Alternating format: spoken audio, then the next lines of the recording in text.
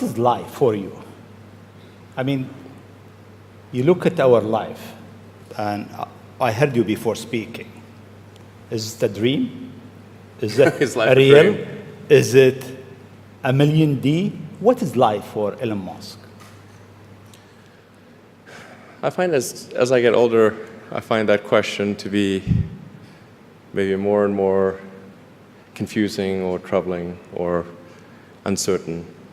I think particularly when you see the advancement of something like video games, you know, like say 40 years ago, you had video games. The most advanced video game would be like Pong, where you had like two rectangles and a dot. And you're like batting it back and forth. I played it. Oh yeah, like me too, exactly. I That's played Pong.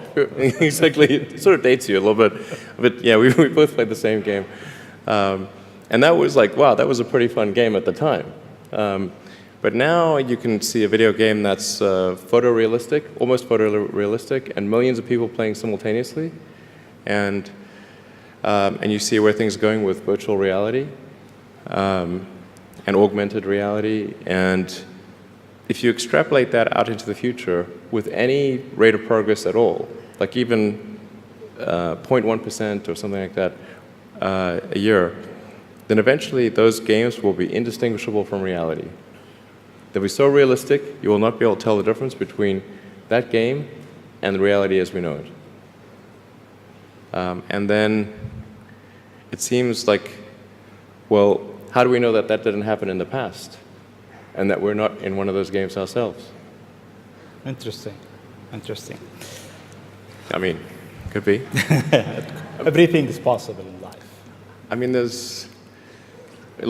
yeah, particularly like things seem to be accelerating to something. Isn't it? I mean, if we look at our life, it seems in the past 100 years, life been accelerating quite fast. Yeah. In the past 20, It's much getting faster. faster and faster. Is it more slow? So my question is really, how life will be in Earth 20, 30, 50 years from now? Our education, our transport. How do you see it?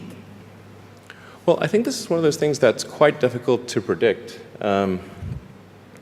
When you think of, say, the first controlled powered flight was 1903 with the Wright brothers.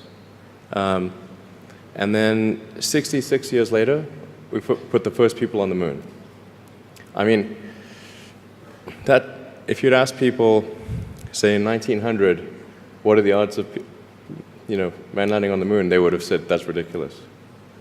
And if you try to talk to them about the internet, they would not even know what the heck what are you even talking about? Like, this sounds so crazy. But today, with a $100 device, you can video conference with anyone in the world, on the other side of the world.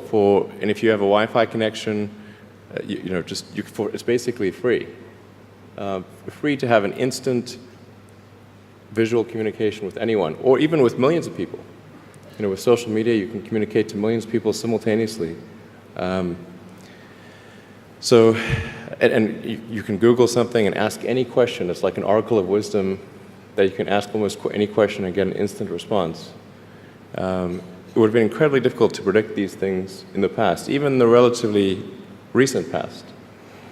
So I think the one thing that we can be quite certain of is that any predictions we make today for what the future will be like in 50 years will be wrong. Okay. That's for sure. I mean, I think directionally, I can tell you what I hope the future has, as opposed to maybe what it will be, because this may just be wishful thinking. I hope we are out there on Mars and maybe beyond Mars, the moons of Jupiter. I hope we're traveling frequently throughout the solar system, perhaps preparing for missions to nearby star systems. I think all of this is possible within 50 years. And I think that would be very exciting to do that.